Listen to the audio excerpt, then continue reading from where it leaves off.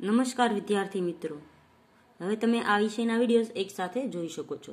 તેના માટે વિડીયો નીચે મારી ચેનલનું નામ છે, તો ચેનલમાં જઈ પ્લેલિસ્ટમાં જશો તો આ વિષયના વિડીયોઝ એક સાથે જોઈ શકશો. તો વિદ્યાર્થીઓ, ગયા વિડીયોમાં આપણે શીખતા હતા ગુજરાતી ધોરણ 8 દ્વિતીય સત્રનું કાવ્ય નંબર 16 સુદામો દીઠા શ્રી કૃષ્ણ દેવ રે.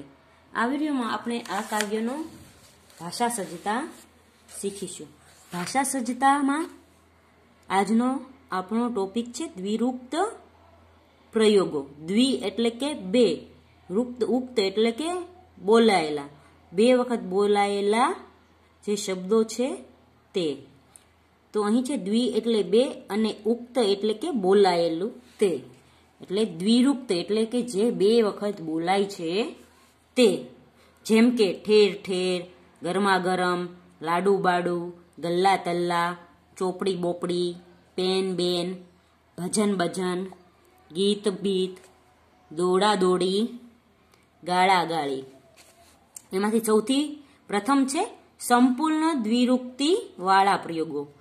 તો ઘેર ઘેર, માંડ માંડ, મનમાં મનમાં, પાંચ પાંચ જેવા શબ્દો પ્રયોગોમાં એકનું એક રૂપ સમગ્ર રૂપમાં બેવડાય છે.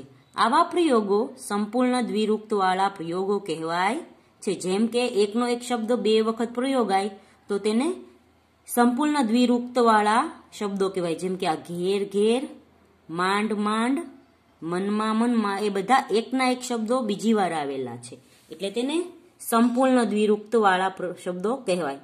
પછી બીજું છે અમુક અંશના લોપ વાળી દ્વિરુક્તિ, જેમાં અમુક અંશ લોપ થઈ જાય તેવી દ્વિરુક્તિ. એટલે કે એક અક્ષર લોપ થઈ ગયો હોય, બે લોપ થઈ ગયા હોય છે એવી રીતે. જેમ કે કેટલાક દ્વિરુક્ત પ્રયોગોમાં એકનું એક રૂપ બેવડાવતું હોય પણ એમાંથી કોઈ ધ્વનિનો લોપ થયો કહેવાય.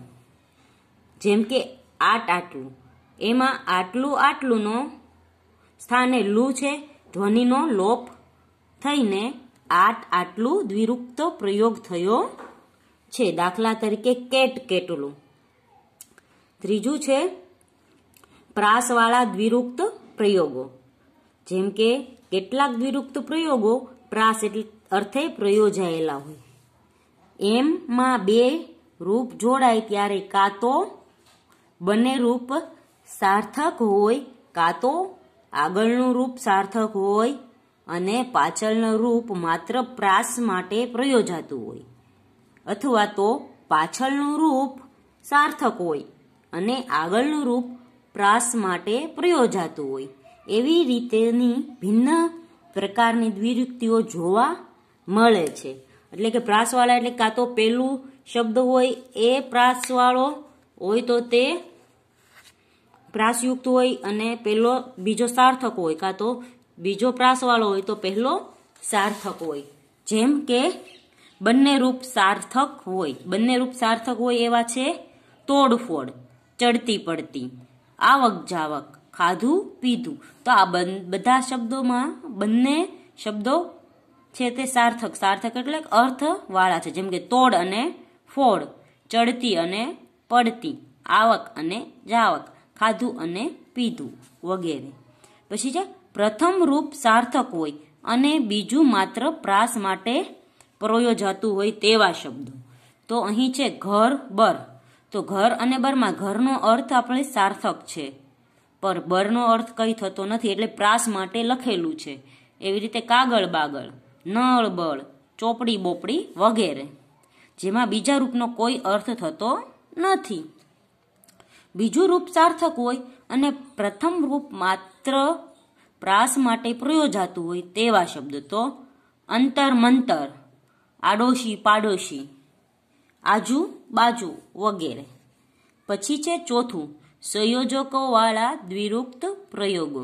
તો જેમાં સંયોજકોનો ઉપયોગ થયો હોય તેવા દ્વિરુક્ત પ્રયોગો વાળા શબ્દો ને આપણે દ્વિરુક્ત પ્રયોગો વાળા સંયોજક વાળા શબ્દો કહીએ છીએ. જેમ કે કેટલાક દ્વિરુક્ત પ્રયોગોમાં બે રૂપ જોડાતા હોય અને જોડાનાર તત્વ તરીકે વચ્ચે સંયોજક આવે ત્યારે વિશેષ પ્રકારના દ્વિરુક્ત પ્રયોગ થાય છે. જેમ કે આ, એ, ઓ, અન વગેરે જેવા સંયોજકો વચ્ચે મૂકવાથી આવા પ્રયોગ થાય છે. જેમ કે આ આવે છે તો હસાહસ, ગરમા ગરમ, દોડા દોડી. તેવી રીતે એ આવે ગામે ગામ, ખાધે પીધે, ચોખે ચોખ્ખું. પછી છે ઓ આવે તો રાતો રાત, ભારો ભાર અને બારો બાર. પછી અન આવે તો ખુલ્લમ ખુલ્લા, દોડમ દોડી ને કુદમ કૂદી. પછી આગળનું 5 નંબરનું છે સ્વર ભેદ કે વ્યંજન ભેદ વાળા દ્વિરૂક્ત પ્રયોગો. તો તેમાં કેટલાક પ્રયોગોમાં વચ્ચે સ્વર કે વ્યંજન દ્વારા ભેદ પાડીને દ્વિરૂક્ત રચના કરવામાં આવે છે. જેમ કે સ્વરભેદ હોય તેવા પ્રયોગ તો થાગડ થીગડ, સાફ સૂફ અને ઠીક ઠાક, જેમાં સ્વર ભેદ છે અને વ્યંજન ભેદ છે. વ્યંજન ભેદ વાળા હવે છે એમાં બોલ્યું ચાલ્યું અને સખળ દખળ. પછી છે રવાનુંકારી શબ્દ પ્રયોગો. તો રવાનુંકારીમાં રવ એટલે કે અવાજ, તો કોઈક શબ્દો અવાજ કરતા હોય તેવા શબ્દ પ્રયોગો, કે કઈક વસ્તુનો અવાજ આવતો હોય તે આપણને ખબર પડે. જેમ કે નીચેના વાક્યોમાં ઘાટા અક્ષરે પ્રયોજાયેલા શબ્દ પ્રયોગો જુઓ. તો પહેલું છે બહુ ટક ટક સારી નહીં, ટપ ટપ ટેટા પડવા માંડ્યા, ઝરમર ઝરમર વરસાદ પડે છે, ખળખળ ખળખળ ઝરણા વહે છે, ઝબઝબ ઝબઝબ વીજળી ચમકે છે, બંદૂકમાંથી છન કરતી ગોળી છૂટી, દડબડ દડબડ દોડે ગલુડિયું, ઢોલનો ઢમઢમ અવાજ સંભળાયો ને બાળકો સૌ હાજર.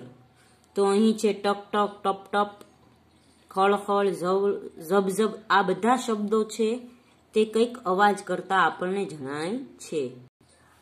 ઉપરના વાક્યોમાં ટક ટક, ટપ ટપ, ઝરમર, ખળખળ, ઝબઝબ, છન, દડબડ, ઢમઢમ વગેરે શબ્દ પ્રયોગોમાં વિશિષ્ટ ધ્વનિ રચનાથી વિશિષ્ટ અવાજ સૂચવવાનો ભાષકનો આશય સ્પષ્ટ દેખાય છે. આવી રીતે પ્રયોજાતા શબ્દ પ્રયોગોને રવાનુંકારી શબ્દ પ્રયોગો કહેવાય છે.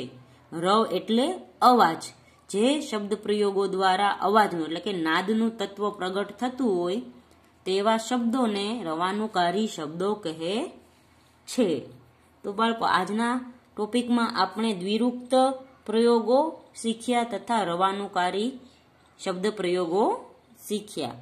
આવતા વિડીયોમાં આપણે આ કાવ્યનો અભ્યાસ શીખીશું. ત્યાં સુધી ગુડ બાય, ટેક કેર.